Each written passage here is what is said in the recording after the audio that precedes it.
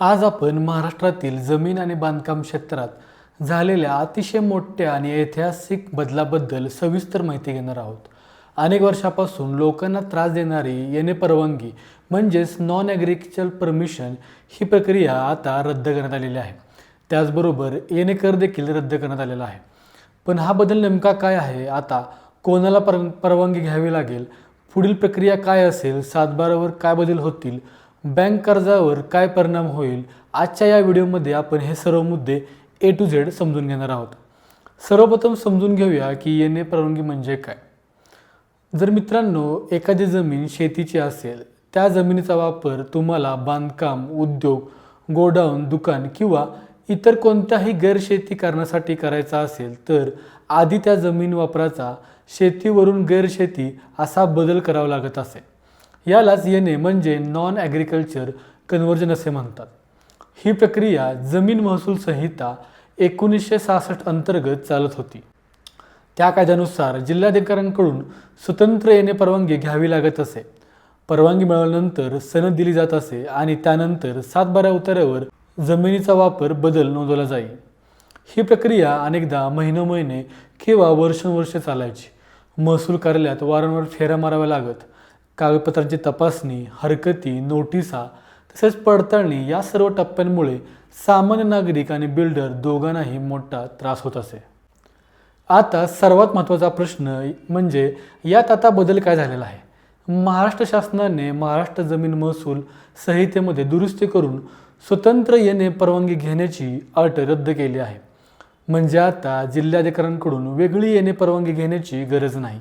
जर तुम्ही जमीन विकास आराखड्यात म्हणजे डेव्हलपमेंट प्लॅनमध्ये बांधकामासाठी मंजुरी घेतली असेल आणि तुम्ही संबंधित नियोजन प्राधिकरणाकडून बांधकाम नकाशा मंजूर घेतला असेल, तीच परवानगी येणे म्हणून ग्राह्य धरली जाईल.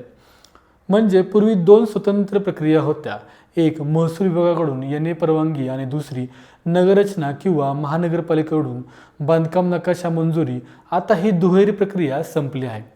आता फक्त बांधकाम परवानगी किंवा विकास परवानगी मिळाली की वेगळी येणे परवानगी लागत नाही.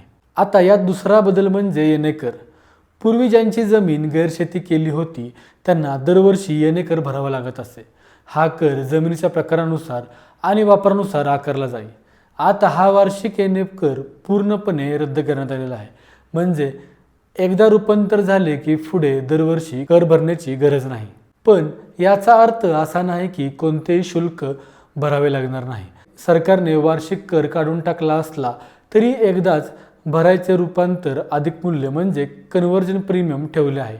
हे शुल्क जमिनीच्या रेडिरेक्ट दरावर आधारित केले असेल. जमिनीच्या क्षेत्रफळानुसार वेगवेगळे टक्केवारीचे दर लागू होतात. लहान क्षेत्रफळासाठी कमी टक्केवारी, मध्यम क्षेत्रफळासाठी थोडी जास्त आणि मोठ्या क्षेत्रासाठी अधिक टक्केवारी आकारली जाईल. म्हणजेच सरकारने वार्षिक कर बंद केला पण एकदाच भरायची रक्कम निश्चित ठेवली आहे. आता सातबारा उतारावर काय होणार. पूर्वी येणे परवानगी मिळाल्यानंतर स्वतंत्र सनद काढावी लागत असे आणि त्यानंतर सातबारा नोंद केली जात असे. आता बांधकाम परवानगी मिळाल्यानंतर संबंधित माहिती डिजिटल पद्धतीने महसूल विभागाकडे जाईल आणि सातबारामध्ये आवश्यक ते बदल नोंदवले जातील. म्हणजे प्रक्रिया अधिक डिजिटल आणि सुलभ होणार आहे.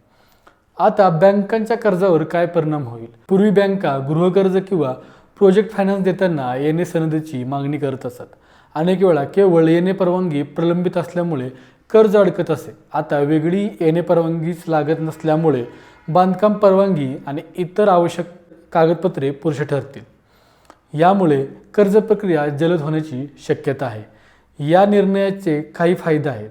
पहिला फायदा म्हणजे वेळेची बचत होणार आहे. दुसरा फायदा म्हणजे सरकारी कार्यालयातील फेऱ्यांची कपात होणार आहे. आणि तिसरा फायदा म्हणजे बांधकाम प्रकल्पांना गती येण्याची शक्यता आहे. चौथा फायदा जुनी गृहनिर्माण सोसायटी, पुनर्विकास प्रकल्प आणि नियमितीकरणांच्या प्रकरणांना यामुळे चालना मिळणार आहे. आणि पाचवा फायदा म्हणजे या सर्व प्रक्रियांमध्ये पारदर्शकता आणि डिजिटल प्रणाली येणार आहे. त्यामुळे लोकांची सोय होणार आहे. परंतु काही गोष्टी लक्षात ठेवणे महत्त्वाचे आहे.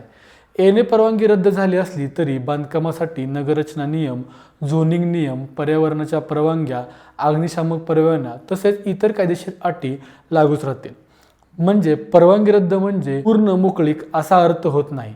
जमीन ज्या झोनमध्ये आहे त्यानुसार वापर बदलता येईल का हे डेव्हलपमेंट प्लॅनवर अवलंबून असेल। शेवटी हा निर्णय जमीन आणि बांधकाम क्षेत्रातील मोठा प्रशासकीय बदल आहे। प्रत्येक प्रकरण हे वेगळे असू शकते, त्यामुळे प्रत्यक्ष व्यवहार करताना संबंधित प्राधिकाऱ्याकडून अद्ययावत माहिती घेणे आवश्यक आहे।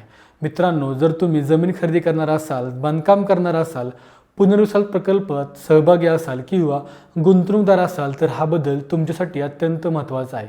हा व्हिडिओ शेवटपर्यंत पाहिल्याबद्दल धन्यवाद। अशाच कायदेशीर आणि जमीनविषयक माहितीसाठी चॅनलला सबस्क्राईब करायला विसरू नका। व्हिडिओ शेअर करा आणि तुमचे प्रश्न कमेंटमध्ये नक्की कळवा। धन्यवाद।